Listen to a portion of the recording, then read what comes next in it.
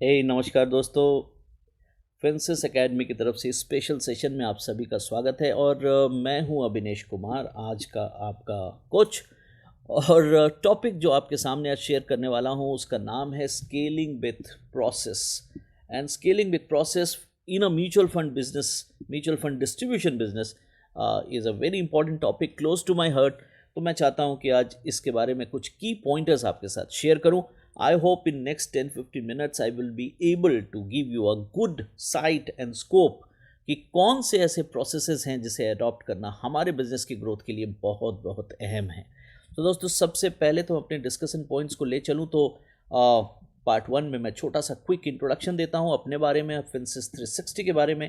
Part two obviously is very important for you to understand the MFD play field कि आखिर किस तरह के मैदान में हम सब खेल रहे हैं और वो कैसा दिखता है। Part three is the process जो कंप्लायंस के मद्देनज़र ज़रूरी है, और पार्ट फोर में मैं देखूंगा प्रोसेस जो ग्रोथ के लिए ज़रूरी है। सो कंप्लायंस यानी कि नियम और रेगुलेशंस, अपने बिजनेस को प्रोटेक्ट करने के लिए जो प्रोसेस ज़रूरी हैं वो क्या हैं, और ग्रोथ ऑब्वियसली तरक्की के लिए क्या ज़रूरत है। और part five is the implementation of those process in case you think that yes I want to implement a good process in my mutual fund distribution business। तो मैं शुरुआत कहाँ से करूँ और कैसे स्टार्ट करूँ? So that is what you're going to learn today।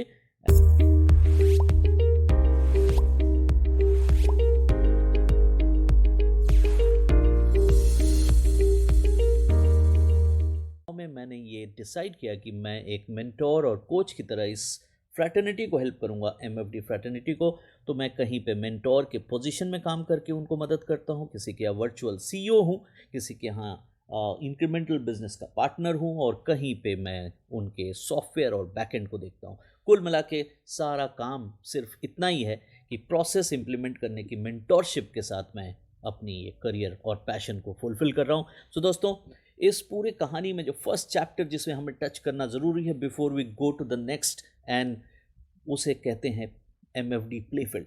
MFD प्लेफील्ड मतलब जिस प्लेग्राउंड में ये पूरा गेम चल रहा है, अगर मैं उस प्लेफील्ड की बात करूं जिसमें मैं नॉन बैंकिंग और नॉन ब्रोकिंग कैटेगरी को ही शामिल करके चल रहा हूं, तो अगर मैं ऐसे MFDs की बात करूं तो 82% of such MFDs, mutual fund distributors, work on this centralised ownership process. इसका मतलब क्या है?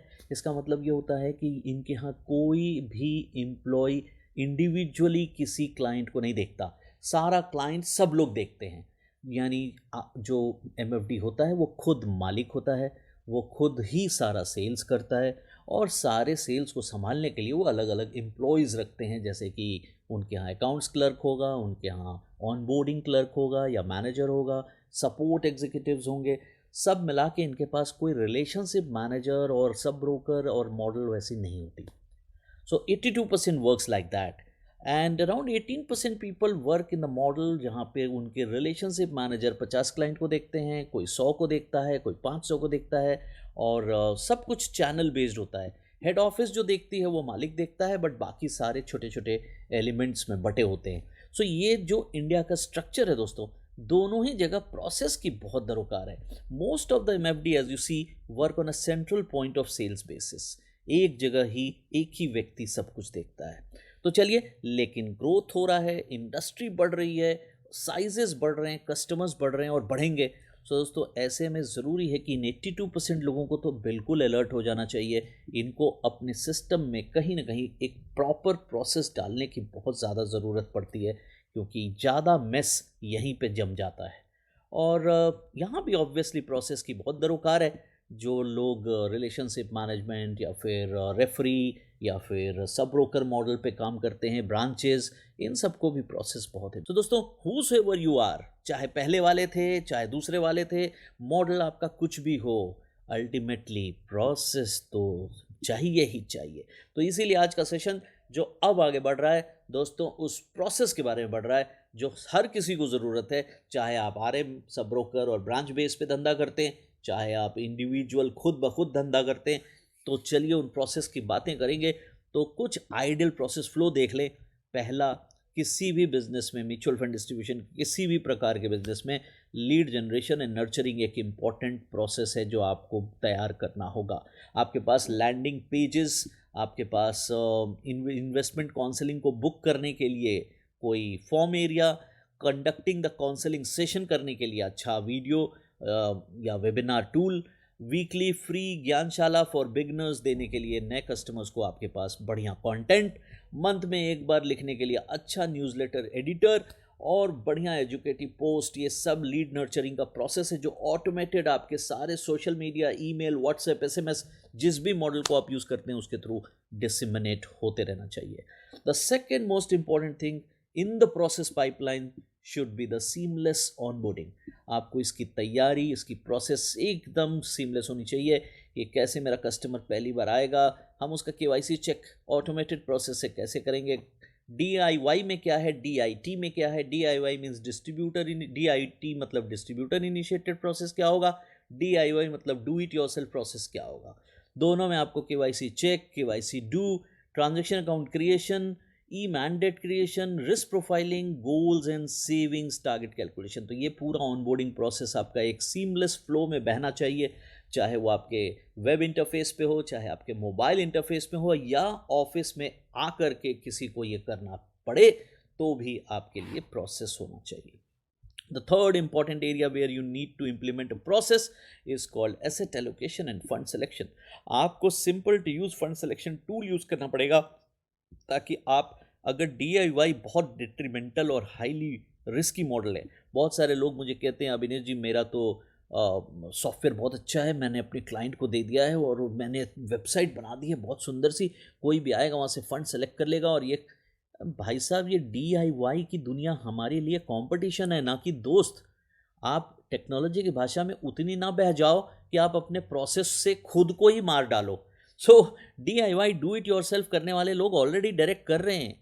आपका कस्टमर DIT है, डू डिस्ट्रीब्यूटर इनिशिएटेड ट्रांजेक्शन, तो आपको अपना महत्व बनाए रखना है, DIY से लड़ना है, ना कि DIY के साथ काम करना है। तो दोस्तों, इसलिए ये इंपॉर्टेंट है कि प्रोसेस में कैसे ऐसा हो कि वो टेक्नोलॉजी में भी हमें पिछड़ा हुआ ना समझे और अल्टीमेटली उसको सारा वो मज़ा मिले जो DIY वाले को मिलता है, प्लस कुछ वैल्यू मिल जाए, one addition value. So this is important process जो आपको इम्प्लीमेंट करना है।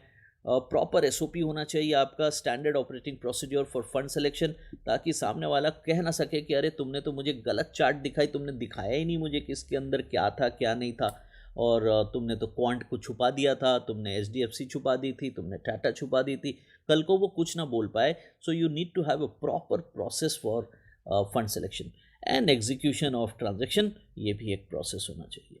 The fourth most important last is the welcome and portfolio review. पहली बार जब वो आता है तो 5 दिन बाद, 3 दिन बाद, जो भी आपका प्रोसेस होना चाहिए कि ऑटोमेटिक उसे कॉल जाएगा, एक छोटी सी ट्रेनिंग जाएगी, आपके वेबसाइट और आपके मोबाइल एप्लीकेशन यूज़ करने का उसको एक वेलकम किट जाएगा, और अल्टीमेटली फिर उसको 90 दिन, 180 दिन, जो भी आपकी यहाँ फ्रीक्वेंसी है उस पर उसको रिव्यू जाएगा, उसकी पोर्टफोलियो की चेक होगी, और फाइनली उसे कहा जाएगा कि sir please give your feedback whether you are happy, how is your journey, whether you are satisfied और नॉट। ये फीडबैक कलेक्ट करना बहुत इंपॉर्टेंट है। हम आगे देखेंगे कि क्यों ये इंपॉर्टेंट है और कंप्लायंस के मद्देनज़र ये क्यों इतना ज़रूरी है। सो दोस्तों, सबसे इंपॉर्टेंट पहले हम चलते हैं पाइपलाइंस, यानी कि जब हमने आपको कहा कि ये पूरा प्रोसेसेस होगा तो इस प्रोसेस में कुछ पाइपलाइन होंगे। मैं एग्जांपल बता रहा हूँ कि एक पाइपलाइन का, लेकिन यहाँ पाइपलाइन कई बनेंगे। लीड जनरेशन का पाइपलाइन बनेगा, एसेट एलोकेशन का पाइपलाइन बनेगा, सेल्स का पाइपलाइन बनेगा, ऑनबोर्डिंग पाइपलाइन। सो दोस्तों, जितना भी मैंने अभी अभी आपको दिखाया कि आइडियल प्रोसेस फ्लो, इन सब में पाइपलाइंस क्रिएट होंगे और वो पाइपलाइन को हम कहते हैं प्रोसेस। तो आपको अभी मैं सिर्फ ओपन कर रहा हूँ एरियाज़ की कितने पाइपलाइन आपको बनाने पड़ेंगे, ताकि उन पाइपलाइन को बनाने, कागज़ पे स्केच करने आप सीखें, समझें। तो पहला पाइपलाइन होगा लीड टू कस्टमर की जर्नी का, कि कैसे एक स्टेज पे लीड आएगी, लीड कैसे काउंसलिंग करने के बाद कस्टमर बनेगी, उस पूरी जर्नी में क्या क्या होगा, कैसे कैसे उसको SMS जाएंगे या WhatsApp जाएंगे, किस किस समय उसे मेल ट्रिगर होगा, किस समय उसे कॉल किया जाएगा, ये पूरा प्रोसेस बनेगा। तो lead to customer. New customer अगर सेल्स करने की तैयारी में है कि हाँ मुझे कुछ प्रोडक्ट दे दो, तो वो पूरा सेल्स कैसे क्लोज होगा, स्टार्ट टू एंड, डील कैसे क्लोज होगी। एग्जिस्टिंग कस्टमर है तो उसकी डील कैसे क्लोज होगी, एग्जिस्टिंग कस्टमर का रिव्यू कैसे करेंगे और कैसे उससे फीडबैक में सेटिस्फैक्शन लेंगे। तो पाइपलाइन के कुछ ये एग्जाम्पल्स हैं, 3-4 सैम्पल दिखाता हूँ। जैसे लीड टू क्लाइंट की जर्नी, अगर कोई लीड है और वो क्वालिफाई कर गया, उसने काउंसलिंग फिक्स की कि हाँ बताइए मुझे बात करिए, उसकी काउंसलिंग हो गई, काउंसलिंग कंप्लीट होने के बाद उसने कहा ठीक है आई एम शोइंग इंटरेस्ट, और क्लाइंट को आपने उसको सॉफ्टवेयर या जो भी आपका बैकएंड डेटाबेस है वहाँ पे आपने उसको कन्वर्ट कर दिया as a customer. So now this will go to another party, यानी जिसको अब ये कस्टमर असाइन हुआ है वो उसे देखेगा, या फिर आपका जो भी एग्जीक्यूटिव या आरएम या आप खुद उस कस्टमर को आगे का प्रोसेस करोगे। आगे का प्रोसेस क्या होगा, न्यू क्लाइंट आ गया तो यहाँ पे न्यू लीड क्लाइंट में कन्वर्ट हुआ और ये दूसरे पाइपलाइन में जाके गिर गया जो न्यू क्लाइंट बन गया। ये न्यू क्लाइंट को फिर ऑनबोर्डिंग उसका हो गया, एलोकेशन उसे भेज दी गई, ट्रांजैक्शन उसने कंप्लीट कर लिया, वेलकम उसका हो गया 5 दिन बाद, और फर्स्ट रिव्यू भी हो गया। उसके बाद हर 90 दिन या 180 दिन जो भी आपने फ्रिक्वेंसी डाली है उसमें उसकी रिव्यू कंटिन्यूअस रिमाइंडर देती रहेगी आपको। Now when I am saying this process, ये प्रोसेस आप बनाएंगे तो कहाँ बनाएंगे, किसी एक्सेल सीट में बनाएंगे तो वो तो आपके लिए संभव नहीं है। So there are different kind of things available in India जिसमें आप ये प्रोसेसेस बना सकते हैं। I will talk about it. Process में विशेस भी हैं, बर्थडे किसी का हो ऑटोमेटिक उसको चला जाए, न्यू माइलस्टोन्स किसी ने अचीव कर लिया जैसे कि उसका 1 साल हो गया या फिर 1 करोड़ हो गया या फिर उसकी पोर्टफोलियो वैल्यू 50 लाख क्रॉस कर गई वगैरह वगैरह, तो माइलस्टोन पे रिमाइंडर आप फिक्स कर सकते हो। आप पोर्टफोलियो एनिवर्सरी की, सर आपका 1 साल हो गया हमारे साथ, आप कोई साल में उसे एक सर्टिफिकेशन दे सकते हैं कि सर 1 साल हमारे साथ काम करते हुए आपने 4 मेरे क्विज को आंसर दिए, आपको मिलता है मोस्ट लर्नड इन्वेस्टर का सर्टिफिकेट वगैरह वगैरह। तो ये सब मॉडल ऑफ प्रोसेसेस होते हैं। चैलेंज कहाँ आता है, चैलेंज आता है कि भाई साहब ये ट्रिगर पॉइंट जो अविनेश तुमने मुझे दिखाए, ये ट्रिगर पॉइंट थे lead to customer, new customer sales, existing, इसमें कब ट्रिगर होगा पाइपलाइन, यानी कि कहाँ 1 बनेगा और कहाँ 4 बनेगा, मुझे ये नहीं समझ आता है। तो चलिए, सबसे इंपॉर्टेंट चैलेंज लोगों का ट्रिगर पॉइंट्स डिसाइड करना है। सेकेंड चैलेंज है लोगों का tracking the pipeline, how things are moving. मान लो आपके पास 70 केसेस हैं जो इस जगह अटके हुए हैं लोकेशन में, 100 केसेस हैं जो ऑनबोर्डिंग होके आगे नहीं बढ़ी है, कितने केसेस हैं जो ट्रांजैक्शन हो गए हैं मगर उनका वेलकम नहीं हुआ। तो as a supervisor, as a business leader और head, you would like to know in each pipeline at what stage how many things are pending. तो ये सब जो चैलेंज आते हैं लोगों के पास, सर मैं ट्रैक कैसे करूं, मुझे कैसे पता चलेगा कि मेरा क्या स्टेटस है। और थर्ड चैलेंज लोग मुझसे पूछते हैं कि how can I manage the task and timeline. अब मान लो एग्जांपल, किसी आदमी ने इस वक्त 3 नंबर पे ट्रांजैक्शन कंप्लीट हो गया है, ये काम था आपके बैक ऑफिस स्टाफ का और ये तारीख थी से 12 को, और 5 दिन बाद 17 तारीख को इनका काम था वेलकम डन का, और इन्होंने 26 तारीख तक नहीं किया। तो who will really check this gap, कैसे पता चलेगा कि यह आदमी शॉर्टफॉल में है, अपने टाइम से बाहर निकल गया है, इस टाइमलाइन कंप्लीट हो गई है इसकी और ये पेनल्टी पड़नी चाहिए इनको। तो ये सब प्रोसेसेस का थर्ड चैलेंज है। So managing the task and timeline is are the third challenge. तो ये सब कुछ starting from done to ongoing and the status, इसको पकड़ने के लिए चाहिए होता है दोस्तों appropriate CRM. So I'm not selling any CRM, but yes, it is very important for you to have a CRM. Maybe I am not biased to anyone. You may look at few things like Bittrex24, Asana, Zoho is the best one which I use personally, Zendesk, Begin. आपको जो अच्छा लगे, but you need support of CRM. So business process CRM अगर आप adopt नहीं कर रहे हो तो ऑब्वियसली आपके लिए डिफिकल्ट होने वाले हैं ये तीनों चैलेंज दोस्तों. और then let's come to challenge number 2. Challenge number 2 is about the compliance, and the compliance is again a very important thing you need to learn about. That process के दौरान मुझसे कोई ऐसी गलती ना हो जाए कि मुझे जेल ही हो जाए, मेरी ट्रेल रुक जाए, मेरी कमीशन चैलेंजिंग हो जाए, बिकॉज हम सब हैं MFD. और दोस्तों MFD बेचारा एक ऐसा कॉम है जो सेबी से रजिस्टर्ड नहीं होता. हम ऐसे इकलौते फाइनेंशियल इंटरमीडिएरी बॉडी हैं जो सेबी से रजिस्टर्ड नहीं होता इन दिस फील्ड. बाकी सब लोग सेबी से रजिस्टर्ड हैं, तो आरटीए से लेके आरआईए से लेके एवरीबडी, डीमैट, एनएसडीएल, ये हम लोग नहीं हैं। सो दोस्तों, हमारे लिए इम्पोर्टेंट क्या है कि एक एमएफडी होने के नाते हमें एक कंप्लायंस मेथड फॉलो करना पड़ेगा, वरना हमारे को मक्खी की तरह निकाल के फेंकने के लिए सिर्फ एक सेबी का मैंडेट या चिट्ठी काफ़ी है। तो इसलिए कोई भी हम ऐसा काम ना करें कि गलती से भी हमारे ऊपर कोई लांछन उड़ जाए, और वो काम ठीक से हम करें, इसके लिए बहुत सारी चीज़ें रिक्वायर्ड है दोस्तों। तो take due care in creating your process inclined journey, that is very very important, and that is my last part of this session. So दोस्तों, आज मैं तो आपको बताने जा रहा हूँ प्रोसेस में किस चीज़ की महत्वता सबसे ज़्यादा है, और वो है कॉम्प्लायंस की, ड्यू डिलिजेंस की। तो दोस्तों, सबसे पहले इंपॉर्टेंट है कि आपके पूरे प्रोसेस में एसओपी और फॉर फंड सिलेक्शन और रिस्क प्रोफाइलिंग एकदम एकदम होना ही चाहिए। ठीक है, कि कैसे आप फंड चुनते हैं, कैसे, और SOP mean standard operating procedure. आप कुछ छुपा नहीं सकते, चार्ट फुल दिखानी है, इंश्योर सूटेबिलिटी, ये देखना है कि भाई प्रॉपर आदमी को प्रॉपर चीज़ मिल रही है, जो हाई रिस्क वाला है उसको हाई रिस्क मिल रही है, जो लो रिस्क वाला है उसको लो रिस्क प्रोडक्ट मिल रहा है। सो एसओपी आपका क्लियर कट डिफाइंड होना चाहिए, और कैसे आप लोगों को रिस्क प्रोफाइलिंग करते हैं, कैसे गोल क्रिएट करते हैं, how you talk, that has to be a standardized process.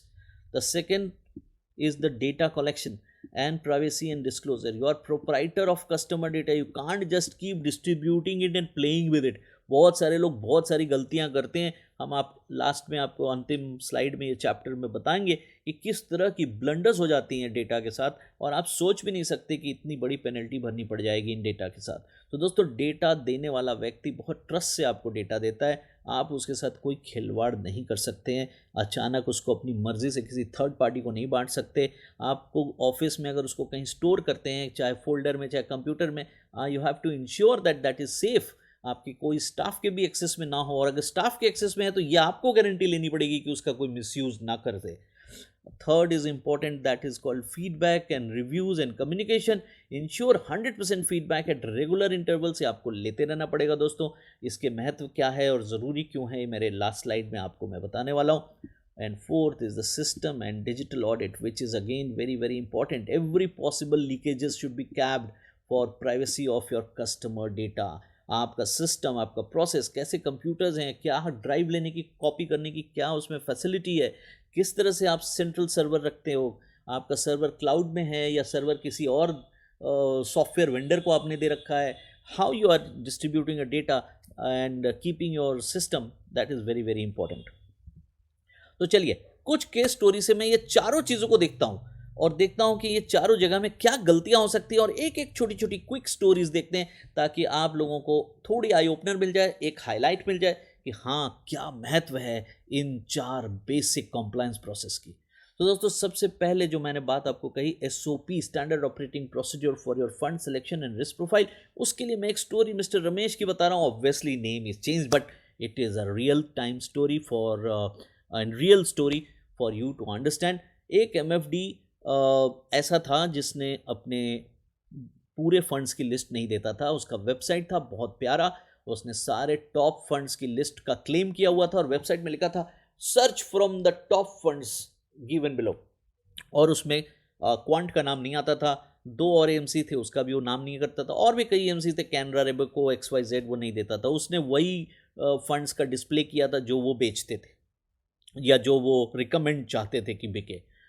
Customer ने, जिसने बाद में उनके यहाँ लगाया और अल्टीमेटली उन्होंने जो नहीं लगाया, उसकी परफॉर्मेंस का चार्ट लेके उस एजेंट के यहाँ पहुँच गया कि भाई इसमें तो 42% का रिटर्न है, तूने मेरे को दिया नहीं।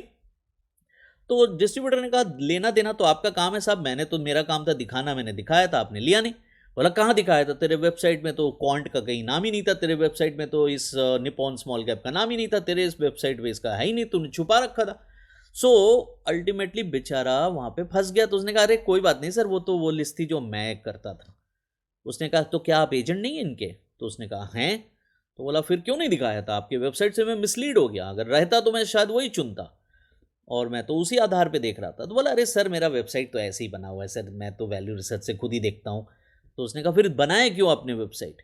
तो अल्टीमेटली उसकी बातों को हल्का लेके एमएफडी बेचारा चल रहा था, कट रहा था, but ultimately the case went to SEBI straight away. Customer ने लिख दिया कि मेरा opportunity loss is actually 15% per annum, 4 साल का साहब, इस आदमी को मेरे को करीब 60% दे देना पड़ेगा और आप दिलवाइए मुझे।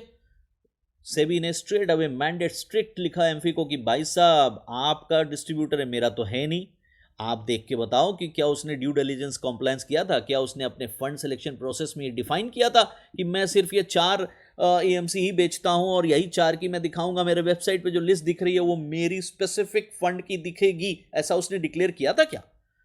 अगर नहीं किया था तो फिर ultimately Ramesh is right and customer is always right in terms of regulator. So अगर आप ये देखें तो मैं अंजाम पे नहीं जा रहा हूँ, बट उस बेचारे एमएफडी का क्या हाल हुआ और कितना स्ट्रगल हुआ, यू कैन इमेजिन।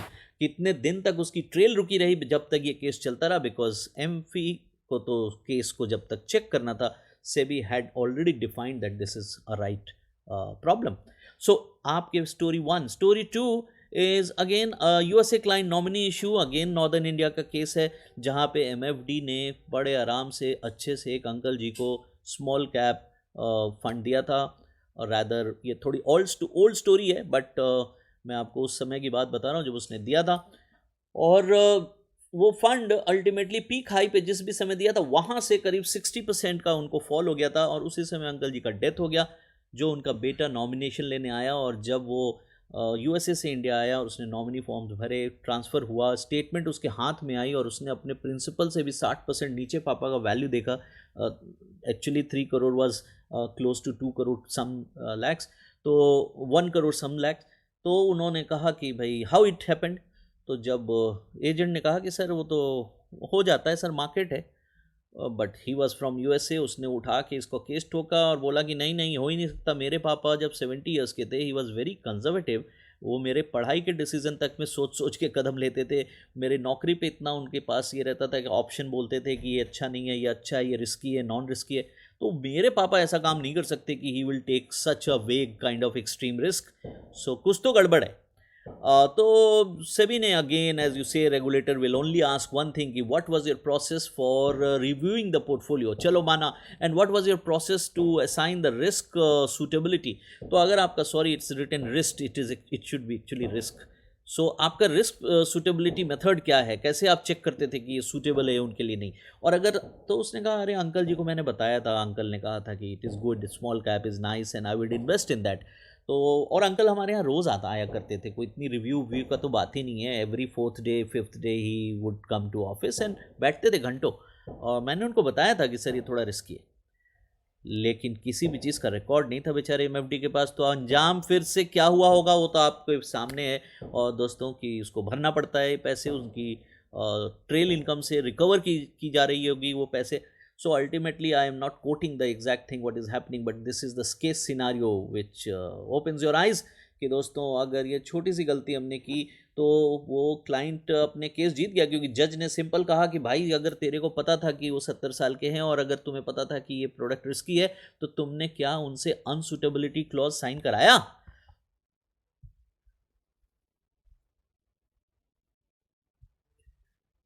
तो ये देखिए, ये है एमफी का बेसिक रेगुलेशन, एमफी का। तो ये देखिए ये है तो ये देखिए ये है एमफी का ड्यू डिलिजेंस क्वेश्चनर। अगर आप इस ड्यू डिलिजेंस क्वेश्चनर को प्रोसेस से वाइज प्रोसेस पढ़ेंगे, सेक्शन 1 से लेके सेक्शन 6 तक आप सारे प्रोसेस को अगर अडॉप्ट करेंगे तो आपका बिजनेस खुद ब खुद सुनहरा, बेटर और ग्रोइंग हो जाएगा। तो दोस्तों जो मैंने अभी अभी लाइन आपको कही, यहाँ लिखा है एमफी केस 2.4b में, if you have reason to believe that a transaction is not appropriate for the customer, do you send a written communication regarding the unsuitability of the same to the customer? यानी जब आपको लगा कि वो 70 साल के हैं और फिर भी स्मॉल कैप में लेना चाह रहे हैं और आप दे भी रहे हो, तो क्या आपने उनसे ये कोई लेटर साइन कराया कि सर ये आपके लिए अनसुटेबल है, फिर भी मैं दे रहा हूँ, लेकिन ठीक है, you may harm and get a risk. Agent ने कहा नहीं। So obviously there was a trap and this is the situation I'm talking about. If you have not got this done, you will be trapped. So this is important. And second thing, जो ये 1 लिखा हुआ है यहाँ पे आप ये देख रहे हो, इसके बारे में देखिए।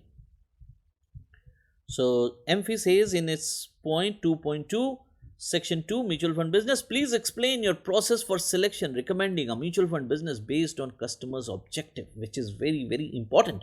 कि आप फंड कैसे देते हो. Please explain the process to review the same.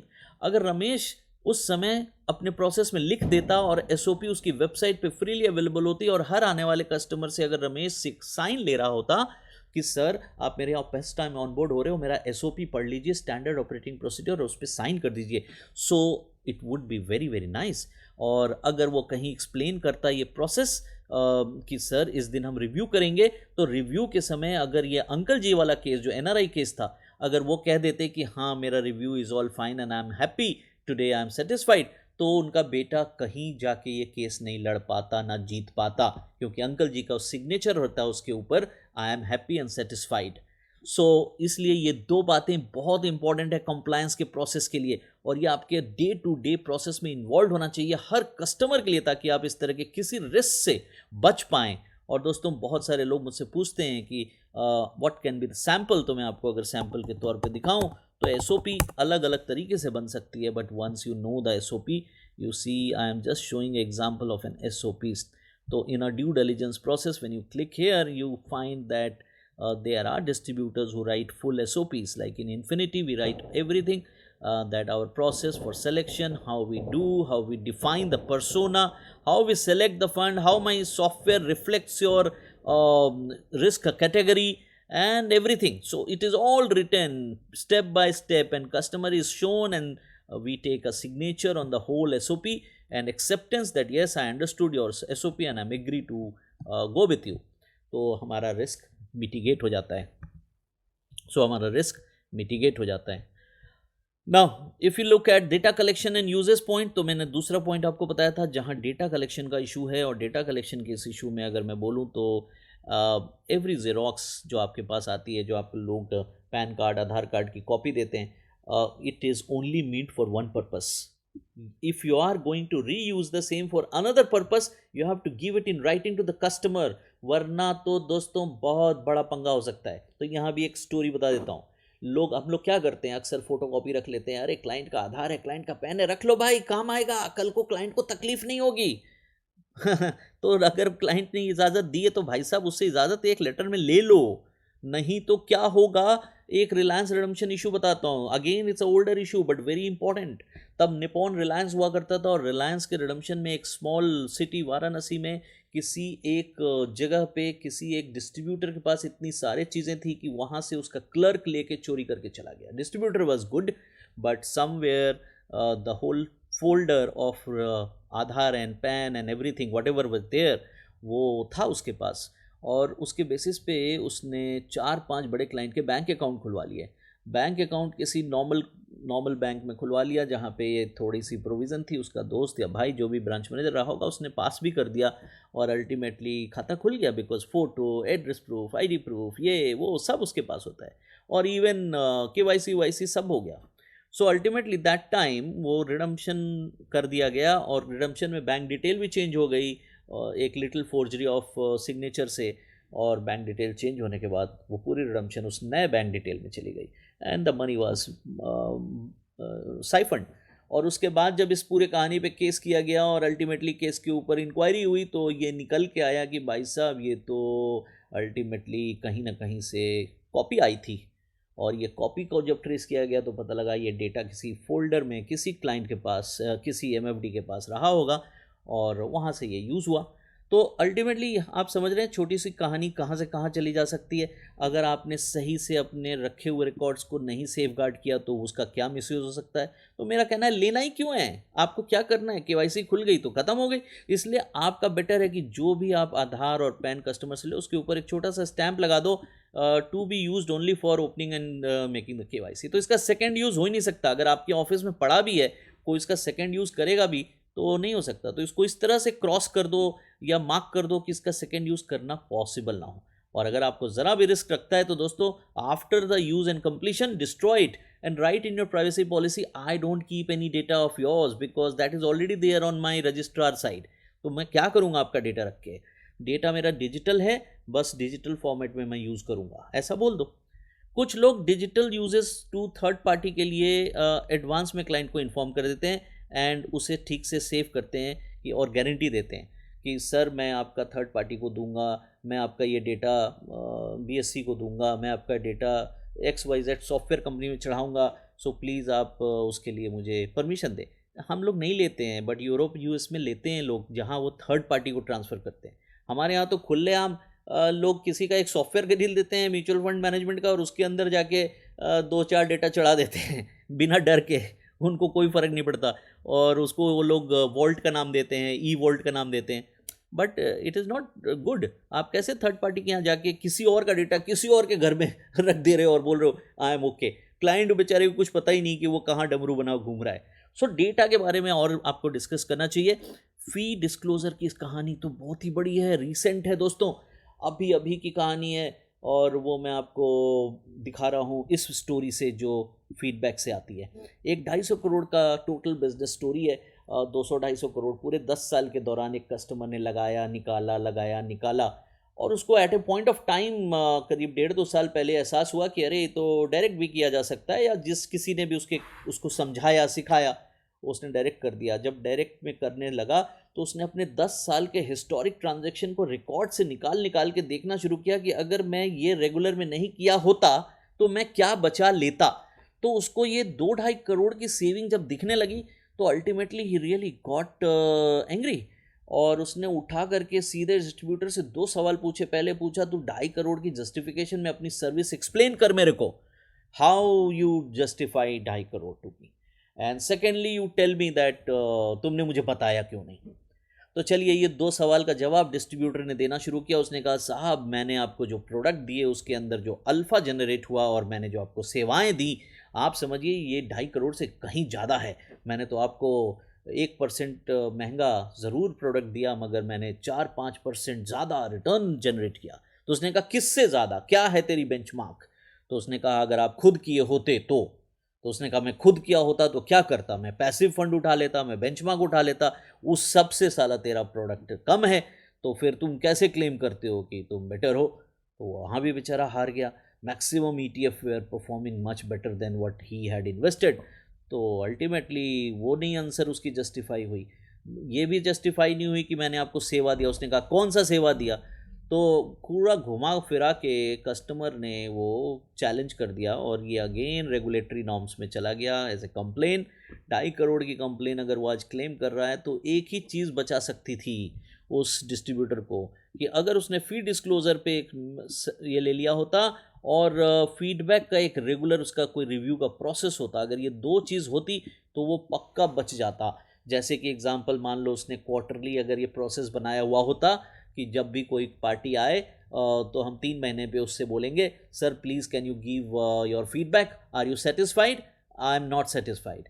अगर क्लाइंट ने कह दिया हम सेटिस्फाइड, तो उसके पुराने सारे कहानी मिट गए, उसके बाद वो कोई क्लेम में नहीं रहता। तो ये 10 साल में बेचारा 1 साल भी कभी एक सेटिस्फैक्शन लेटर ले लिया होता तो बच जाता। तो आप समझ रहे हैं दोस्तों, क्लेम्स जब जाती है कस्टमर की तरफ से सरकार के पास तो कई तरह की जा सकती हैं। It's not only 1 or 2 or 3 which I am sharing the stories. There are thousands of cases and instances which are there and which can be there. So ultimately आपको करना क्या है? सिर्फ ड्यू डिलिजेंस प्रोसेस फॉलो करनी है। आपको समझना है डेटा प्राइवेसी का महत्व, आपको समझना है फंड सिलेक्शन के प्रोसेस का महत्व, आपको समझना है फीडबैक और रिव्यू की इंपॉर्टेंस, और फाइनली आपको समझना है अपने सिस्टम के बारे में कि लैपटॉप में रखा हुआ डेटा और क्लाउड में रखे हुए डेटा की ओनरशिप कैसे आपके पास है, किसके पास है, कौन कौन उसे एक्सेस कर सकता है, कितना ईजिली वो फ्लोटेबल है। तो ये सब कुछ आपको समझना है। तो इसीलिए आज का ये सेशन मैंने सिर्फ आई ओपनिंग के लिए दिया है दोस्तों। अगर आपको आगे से ये लगता है कि व्हाट कैन आई डू, आपने इतनी सारी बातें बोल दी, इतना सारा ओपनिंग दे दिया कि मुझे ये प्रोसेस लगाना है, ड्यू डिलिजेंस करना है, कंप्लायंस करना है, तो करूं कैसे? सो दोस्तों, association of mutual funds in India का एक ड्यू डिलिजेंस का क्वेश्चनर फॉर्म है। जो लोग भी मुझे व्हाट्सएप पे हाय देंगे, मैं उसे, या फिर आप लिख दें please share me the form, तो मैं ये पूरा फॉर्मेट आपके पास शेयर कर दूंगा जिसमें ये सारे क्वेश्चंस लिखे हैं। आपको उन क्वेश्चंस के जवाब ढूंढने हैं। अगर आपने सही से उन सवाल के जवाब दे दिए और जस्टिफाइड वे में दे दिया, तो आपको किसी और को जवाब नहीं देना है, आप खुद को वो आंसर दीजिए, खुद पढ़िए और समझिए कि क्या आपका प्रोसेस इतना कॉम्प्लायंट है, और अगर नहीं तो उसको करने की कोशिश करिए। फिलहाल हमारे रूल्स के हिसाब से सिर्फ 100 करोड़ के ऊपर वालों को ये करना मन ज़रूरी है, लेकिन मैं कहता हूँ कोई साइज़ नहीं मैटर करता, बिजनेस सबके लिए उतना ही इम्पोर्टेंट है। तो आप जिस भी स्टेज ऑफ AUM पे हो, आप अपना खुद का ये ड्यू डिलिजेंस प्रोसेस अडॉप्ट करिए। उसके अंदर थोड़ी बहुत आप डेकोरेशन ऑफ दीज थिंग्स जो मैंने आपको बताए, ये पाइपलाइन चीज़ें, ये सब आप धीरे धीरे ऐड करिए और वैल्यू बनाइए अपने पूरे बिजनेस की। सो दोस्तों, ये था हमारा आज का स्पेशल सेशन। जिन लोगों को लगता है कि कोई हेल्प मेरी लगेगी तो प्लीज़ अपनी क्वेरी पोस्ट करिए। DDQ क्लासेस एंड SOP के लिए ऑब्वियसली फिंसस एकेडमी मदद करता है। वेरी स्मॉल माइनर फीस लेके हम लोगों को 5 क्लास में ये पूरे ड्यू डिलिजेंस करवाते हैं। आपको बस व्हाट्सएप पे डालना है 6393-518-766।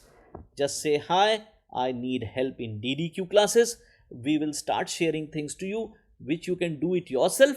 और अगर हमारी ज़रूरत है मेंटोरिंग की प्रोसेस में, एडॉप्शन में, तो I am always there. And thank you for being here and listening to the video. Please subscribe ज़रूर करिए, अपने दोस्तों से शेयर ज़रूर करिए।